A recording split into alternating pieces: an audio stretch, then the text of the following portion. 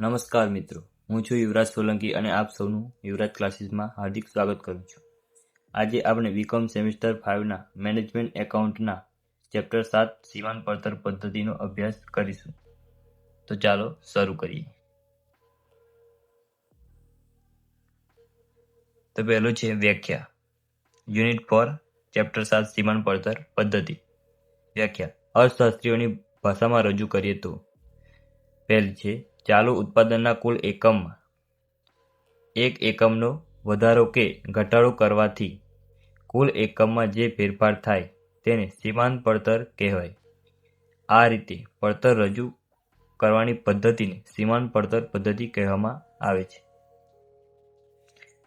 બીજી છે CIMA ના મતે કોઈ વસ્તુ કે સેવાના એક એકમની પડતર જે આ એકમનું ઉત્પાદન થયું ન હોય તો નિવારી શકાય હોત.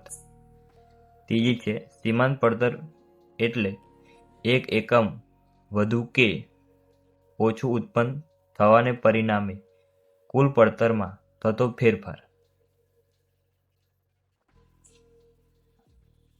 સીમાંત પડતર પદ્ધતિનો ઉપયોગ ક્યાં ઉપયોગી છે? પહેલું છે ચાવીરૂપ પરિબળ કે મર્યાદિત કરતા પરિબળોનું વિશ્લેષણ અને પેદાશ મિશ્રણને ઇષ્ટ સપાટી નક્કી કરવા.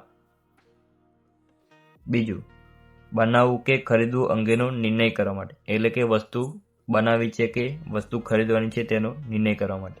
ત્રીજું કોઈ પેદાશનું ઉત્પાદન બંધ કરવું છે કે વિવિધીકરણ કરવું છે, એટલે કે કોઈ કંપનીમાં પેદાશ ઉત્પાદન કરતા હોય તો એ પેદાશનું ઉત્પાદન વધારવું છે કે તેનું ઉત્પાદન બંધ કરવું છે તે નક્કી કરવા માટે. ચોથું કોઈ ખાસ ઓફર સ્વીકારવી કે નકારવી, એટલે કે કોઈ બિઝનેસમેને ઓર્ડર આપ્યો છે કંપનીને કે આટલી વસ્તુ મારે ઉત્પાદન જોઈએ છે, તેની ઓફર સ્વીકારવી કે નકારવી એનો ઉપયોગ કરવા માટે સીમાંત પડતર પદ્ધતિનો ઉપયોગ થાય છે. પાંચમું કામચલાઉ ઉત્પાદન બંધ કરવું કે કાયમી માટે બંધ કરવું, એટલે કે કોઈ વસ્તુનું ઉત્પાદન કામચલાઉ માટે એટલે કે થોડા દિવસો કે મહિના માટે બંધ કરવું કે પછી તેનું ઉત્પાદન કરવાનું જ બંધ કરી દેવું તે નક્કી કરવા માટે. ચલિત ખર્ચ જે ખર્ચ ઉત્પાદન સાથે સીધી રીતે જોડાયેલ હોય, એટલે કે ઉત્પાદન વધે તો ખર્ચ વધે અને ઉત્પાદન ઘટે તો ખર્ચ ઘટે તેવા તમામ ખર્ચને ચલિત ખર્ચ કહેવાય. ઉદાહરણ તરીકે પ્રત્યક્ષ માલ સામાન. બીજું પ્રત્યક્ષ ખર્ચ મજૂરી. સ્થિર ખર્ચ જે ખર્ચને ઉત્પાદન સાથે લેવા દેવા નથી, એટલે કે ઉત્પાદન વધે કે ઘટે પરંતુ ખર્ચ એનો એ જ રહે તેવા તમામ ખર્ચને સ્થિર ખર્ચ કહેવાય.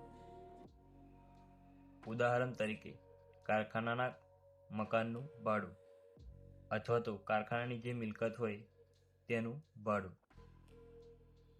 કેટલા અગત્યના સૂત્રો છે તે જોઈ લઈએ. એકમ દીઠ ફાળો બરાબર એકમ દીઠ વેચાણ કિંમત માઇનસ ચલિત ખર્ચ એકમમાં. બીજું સમતૂર બિંદુ એકમમાં બરાબર સ્થિર ખર્ચ છેદમાં ભાગ્યા એકમ દીઠ. ત્રીજું સૂત્ર સમતૂર બિંદુ રૂપિયામાં બરાબર સ્થિર ખર્ચા ગુણ્યા 100 છેદમાં પીવી ગુણોત્તર. અને ચોથું સૂત્ર છે પીવી ગુણોત્તર બરાબર નફામાં ફેરફાર ગુણ્યા 100 છેદમાં વેચાણમાં ફેરફાર. આજનો વિડીયો અહીં પૂર્ણ થાય છે.